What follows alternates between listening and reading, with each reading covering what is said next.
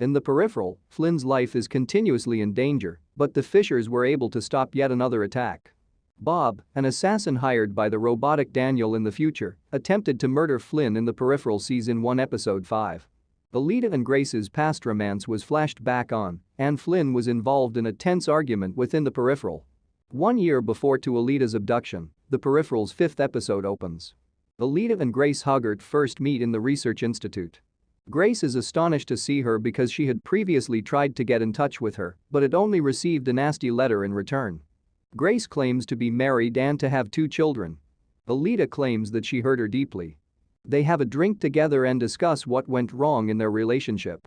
Alita is asked by Grace whether she wants an apology, but she declines. Alita is more interested in learning about her work and the research she conducts at the RI. Grace shows her the inverted pyramid room, which she refers to as the God Font. She informs Alita of the security measures in place in the room before outlining how they have access to stubs that they are using for their own research. She claims there have been 8,000 research across several sectors. She specifically refers to a research conducted by the Behavioral Mod Department in which a front firm was created and a deal was struck with the military to provide haptic implants for its members. The implants were subsequently modified to have an impact on the compassion center of the brain. Alita sees a group of troops on a battlefield who had been warned that the foe will use wounded animals to draw them out in a picture on the wall. A dog with a wound appears. They are influenced by the implant to choose something other than what is obvious.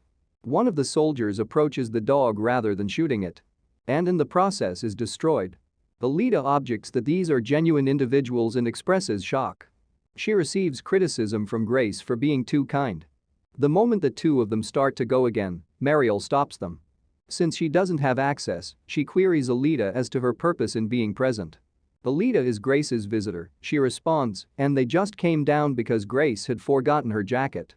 Mariel is slyly informed by Alita that she has lovely eyes. An elderly man returns home to find a package waiting for him in Key West, 2032. Inside, he discovers a phone and a sonic weapon. When he puts it to the test, the harm it causes astounds him. He receives a call from Daniel, the newest Peripheral. Robert O'Connell is the man, and even though he has been going under a different name, he has a history of murders on his hands. Daniel makes a $10 million offer for the Fishers' murder. Daniel threatens his daughter if Bob says no. Frank is there at the bowling alley with his 3 sons. He goes over to the bar when he notices Bob seated there. After some light chat, Bob claims he is aware that Frank told Daniel something concerning him. Bob shoots Frank and his 3 sons, despite Frank's attempts to defend himself. Frank requests information on the assassination while driving. As he demonstrates the path they will walk back home, Daniel informs him that the Fishers are traveling for a medical treatment. After that, one of Frank's sons tries to kill him, but Frank stops him by using the sonic pistol on him before running him over with his car. When Billy Ann discovers a wad of cash in Jasper's coat, she gets out of bed and starts completing her tasks. She charges him with stealing cash out of the bag Burton sent to Corbell. She queries what Corbell expects in return when he claims that Corbell provided it to him. Jasper makes up the story that it was only an expression of appreciation. The neighborhood doctor, D.D., informs Flynn that testing showed that some bacteria were damaging her occipital lobe, the area of the brain associated with vision. She does a spinal tap to extract fluid from Flynn's body so she may further investigate it. Bob phones his daughter in the interim. They communicate in code, with Bob posing as an insurance company representative. He uses the code to tell his daughter that they should stop talking to each other and that he might pass away soon. He learns of her pregnancy via her weeping daughter. Bob is standing by his car with the hood open when Billy Ann, who is crossing a bridge, notices him. Despite his objections, she offers assistance with the engine and gets out of her truck. The car driven by Burton and Flynn appears as she gets close to it. Bob takes up the sonic rifle and walks towards their car while they are still talking.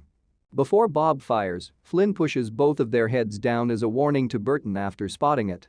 A brawl breaks out as Bob tries to attack Flynn. Even though Bob was wearing a vest, Billy Ann managed to take him out with a shotgun from her truck.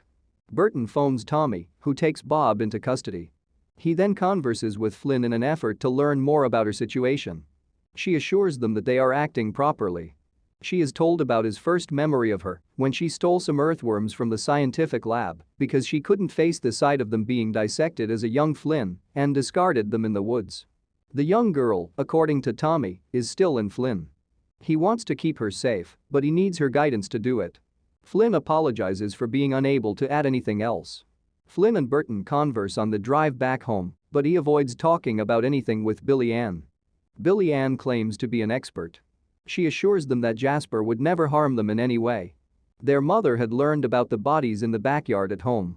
She listens to everything the siblings say and warns them against being overly reliant on these outsiders.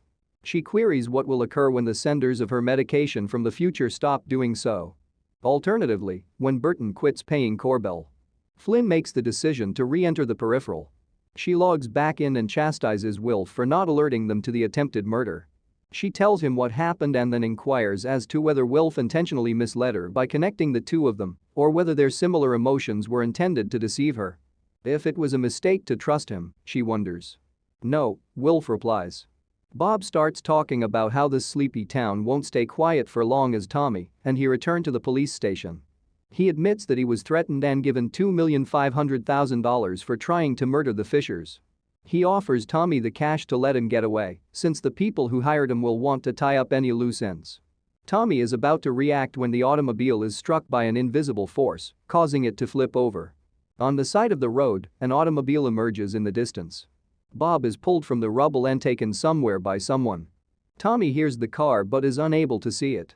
Flynn and Wilf sit close to the RI. Flynn asserts that she desires for Cher Eyes to experience what it is like to be pursued. Wilf urges her against doing it because being the aggressor carries a larger burden. He describes an incident that happened when he was 12 years old and a boarder. Neoprims, a group of people who weren't content with how power was distributed in the nation, attacked the school as a warning to the parents of the students.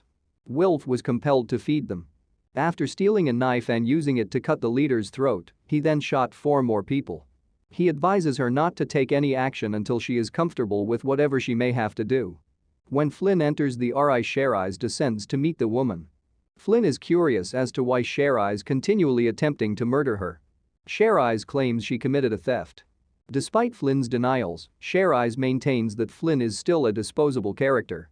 Cher Eyes confesses she is in a periphery of herself when Flynn threatens to kill her.